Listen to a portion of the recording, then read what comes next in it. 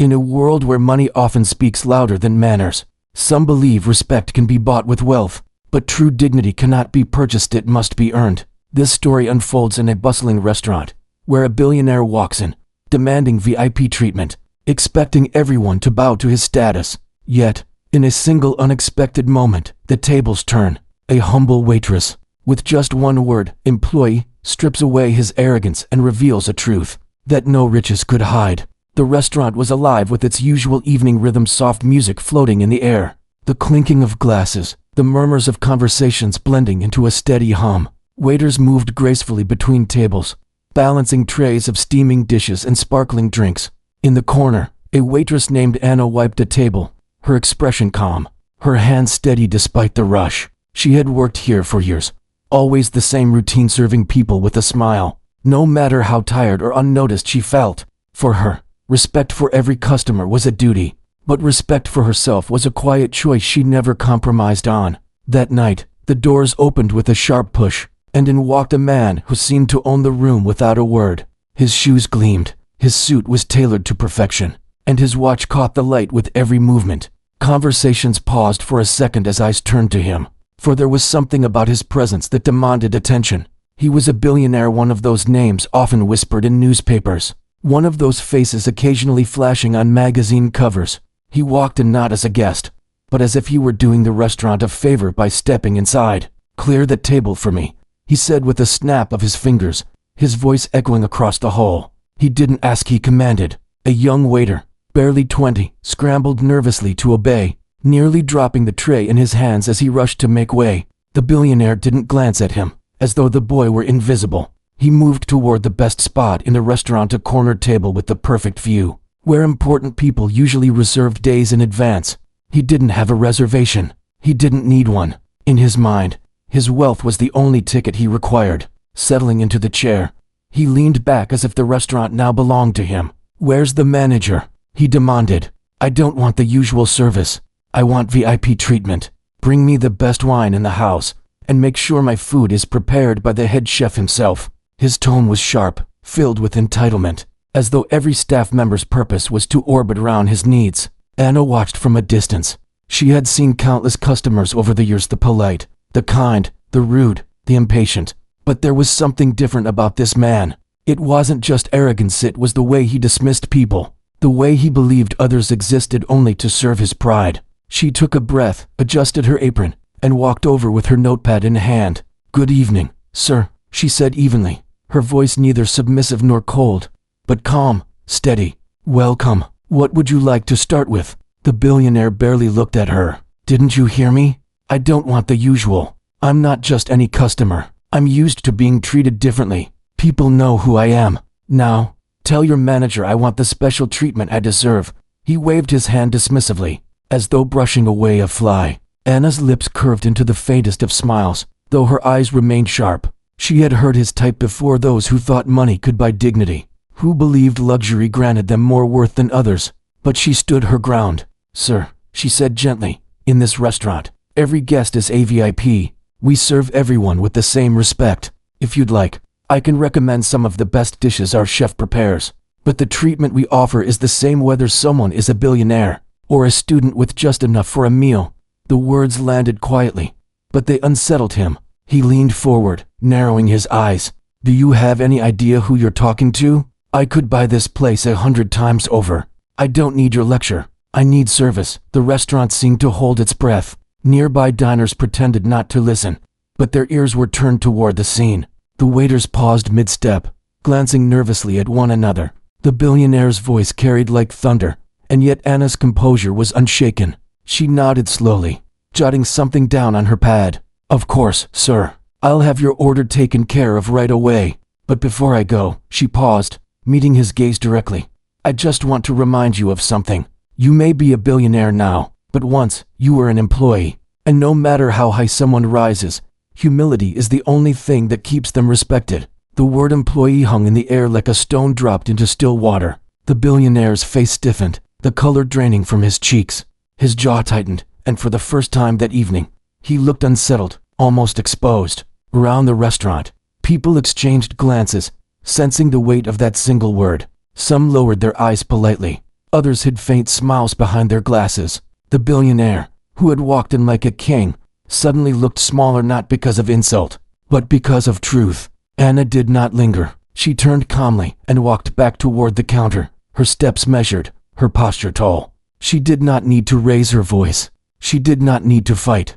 Her dignity had spoken louder than his wealth, and for the first time that evening, the billionaire sat in silence, the echo of the word employee louder in his mind than the music playing in the background. Truth is like a shadow, it follows us everywhere, no matter how hard we try to outrun it. The billionaire had spent years carefully crafting an image of power, luxury, and untouchable success. He wore designer suits, drove the latest cars, and lived in penthouses that touched the clouds. To the outside world, he looked flawless, as if he had been born into wealth and had never known a day of struggle. But beneath the surface lay a history he wanted no one to remember. Long before the expensive watch on his wrist and the headlines praising his empire, he had been just another worker and employee struggling to make ends meet. He had swept floors, taken orders, endured the sharp words of supervisors who barely knew his name. He had felt what it meant to be overlooked, to be invisible in a world that only clapped for the rich. But with every rise in his fortune, he buried that memory deeper, locking it away as though it were shameful. He wanted people to see only the man of today, not the boy of yesterday. And yet, truth is patient. It doesn't knock loudly. It waits quietly for its moment. That moment came in the restaurant, when a single word from a waitress cut through the thick wall of pride he had built around himself. Employee. Just one word, and the fortress of his arrogance cracked. It wasn't the word itself that shook him, but the mirror it held up to his soul. For years, he had silenced that part of his life, convincing himself he was above it now. But in that instant, the truth resurfaced with brutal clarity. He had not always been a billionaire. He had once been exactly like the people he dismissed. His mind flashed back to the time when he was the one wearing a worn-out uniform, serving customers who looked past him as if he didn't exist. He remembered standing in the heat of the kitchen, sweat dripping down his back, as he struggled to finish orders fast enough to avoid his boss's anger. He remembered saving coins, counting every note, and walking home tired but determined to survive. That life was real, yet he had denied it, as though erasing it would prove he was better than those who still lived it. The waitress's words did more than expose him, they humbled him.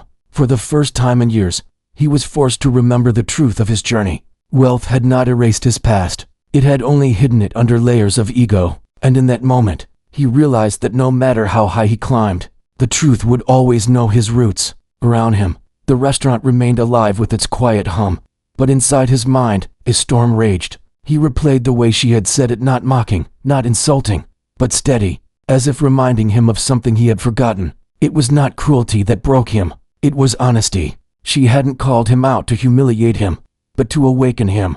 And isn't that what truth does? It awakens us. We can ignore it, suppress it, or cover it with illusions, but eventually, it speaks. Sometimes through a moment, sometimes through a person, sometimes through a single word. It doesn't always shout. Often, it whispers. Yet its whisper can be louder than a scream. The billionaire sat in silence, his chest tight, his breath uneven. For years, he had prided himself on controlling everything: markets, businesses, even people. But he could not control the truth. It belonged to no one, and yet it ruled everyone. He felt the weight of that realization pressing down on him, heavier than any gold or diamond he had ever owned. As he sat there, humbled and quiet, a strange thing happened. He began to notice the very people he had overlooked minutes before. The young waiter who had nearly dropped the tray. He saw the nervousness in his hands, the eagerness in his eyes, the silent hope of doing well. He saw another waitress rushing between tables, her hair pulled back, her shoes worn thin, her face tired but determined. And he saw Anna, standing tall not because of her status, but because of her truth. They were living the very life he had once lived, carrying the same struggles he had once carried. And for the first time in a long time, he felt connected to them, not above them, but alongside them. It was a strange, humbling beauty. He realized that truth does not come to break us. It comes to bring us back to ourselves. It strips away the masks, the arrogance, the illusions, until what is left is raw, undeniable, and real. The truth reminded him that he was not born into greatness. He had risen from the ground, and if he forgot that, he lost the very story that made him who he was. When Anna returned to his table, he did not speak immediately. He simply looked at her, his voice softer, almost unfamiliar to himself. For the first time, there was no demand, no command, no arrogance. Just a man remembering what it felt like to be human. That night, the billionaire left the restaurant quieter than he had entered. He had walked in believing his wealth made him untouchable. He left knowing that truth was more powerful than money. Because truth always finds its voice, and when it speaks, even the proudest hearts must listen. Humility is not weakness. It is not silence or submission. Humility is strength under control.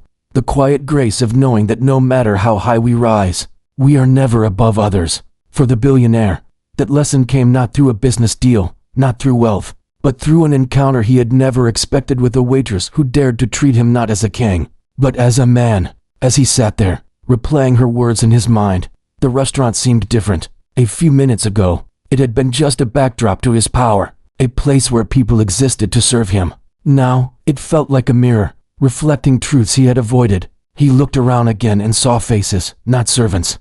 The waiter rushing with plates, the hostess welcoming guests, the dishwasher glimpsed through the kitchen door, all of them working with dignity, carrying lives, stories, and dreams. For years, he had looked past people like them, as though they were invisible. But tonight, he could not ignore them. Humility is the real VIP pass. Without it, all the money in the world only buys fear, not respect. He thought about the countless times he had demanded privilege, first-class flights, private dining rooms, reserved seats at events he had always insisted on the best. But what had it earned him?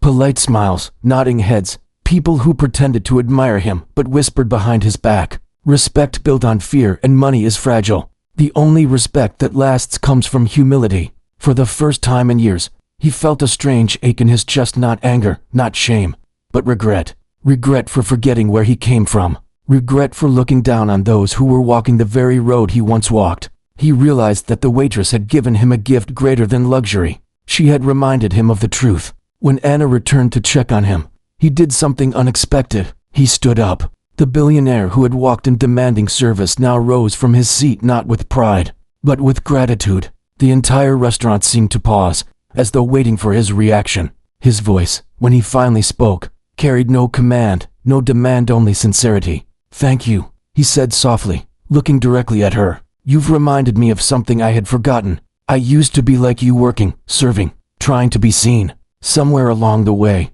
I let pride erase that memory. But tonight, you've brought me back to it. And for that, I owe you more than I can say." Anna smiled politely, as though she had simply done her job. She hadn't meant to teach him a lesson. But sometimes the smallest truths create the biggest changes. The billionaire reached into his pocket, pulled out his wallet, and laid a thick bundle of notes on the table, not as a show of power, but as a gesture of respect. "This isn't payment," he said, his tone steady. "This is gratitude. Use it for yourself, for your family, for your dreams. And know that tonight, you taught a billionaire what money could never buy." Whispers filled the restaurant. Diners leaned toward one another, astonished. Staff exchanged glances, unsure whether to believe what they had just witnessed. The man who had entered with arrogance had left it behind in that single moment. As he walked out, he held his head high, not with pride, but with humility. The lesson was carved deep in his heart. Wealth may open doors, but humility opens hearts. And that night, as the story spread first among the staff, then among the customers, and later through whispers across the city, it became more than just a tale about a billionaire. It became a reminder for everyone who heard it. No matter who we are, no matter what we own, humility is the only real VIP pass in life. So, what do we learn from this tale? A billionaire walked in with pride, expecting the world to bow down to his wealth. But life reminded him of a truth he could never buy. Respect is greater than wealth. Because money might open doors, but character decides whether people welcome you inside. Truth always finds its voice. You can hide your past, but a single word can reveal who you really are. And humility is the real VIP pass. The world remembers not the arrogant, but the kind, the ones who lift others up, no matter their status. So the next time pride whispers in your ear, remember this story. A billionaire demanded VIP treatment, but turned pale when a waitress called him employee. Not because she insulted him, but because she reminded him of something he had forgotten. We all start from the ground, and only humility allows us to rise.